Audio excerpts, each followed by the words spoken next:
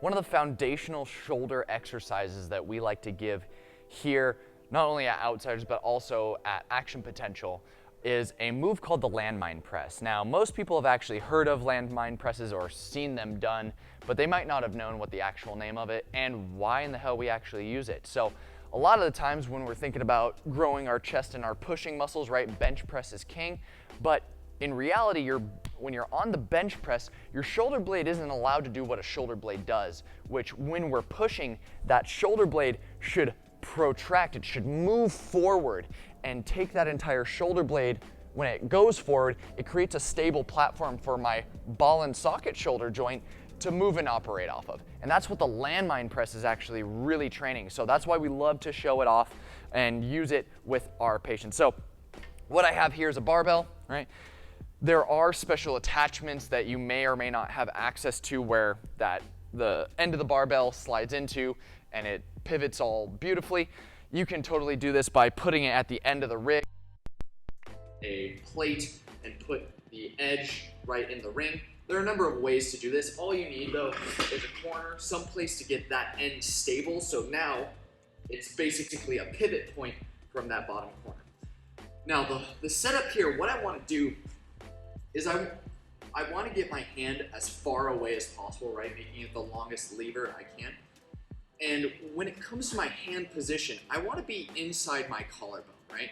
If I'm dead center, the movement isn't as clean as we would be a little bit farther out. And the same thing, if I'm super out wide, we're not going to have as much activation as we would if we have that hand just a little bit slighter in. Now that being said, I'm not saying to never do it all the way in and all the way out, but just to learn the exercise, let's stay within that collarbone. And so what I'm gonna do here, I can be kneeling, I can be standing, I can do any and all sorts of different movements, but just for ease right here, we're gonna do it kneeling. So I have my hand right within my collarbone, and all I'm gonna do is first start by pressing straight up. Naturally, what's gonna happen is you're gonna have all the motion happen at the ball and socket shoulder joint. That's gonna come up. The real motion that we're going for though is, pay attention to the shoulder blade here, is that final bit of protraction, that lift up. So if I think ball and socket, shoulder blade, ball and socket, shoulder blade, ball and socket, that distinction in the movement is important to note, but realistically we want these to melt together, right? It shouldn't be fire one, fire two, it should be fire both of them at the same time for a nice smooth movement. So once I kind of know, okay, there's this motion and then there's this motion, I can start to tie them together so I end both motions at the same time, really coordinating that serratus, all the other muscles that operate off of that shoulder blade, as well as the deltoid and all the other big lifters of that shoulder.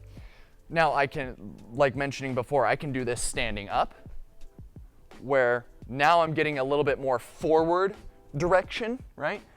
I can come down, and you'll have to play with the distancing. And now notice that this is a bit more vertical, right? So depending on what activity you're playing with, right? With my American football athletes, right? They're pushing usually a lot forward, right? They're blocking man and all that kind of stuff. So they need to be pushing more forward versus somebody like my CrossFit athletes that they're throwing a wall ball straight up, or they're doing Olympic weightlifting where the barbell needs to go up overhead. They need more verticality when it comes to this exercise. So this landmine press is one of the foundational movements when it comes to creating super stable and stellar shoulders. And so using that, you can start to add some weight onto the actual barbell once it becomes a little bit easier and you know how to do the motion. But this is absolutely one of my favorite exercises for the shoulder.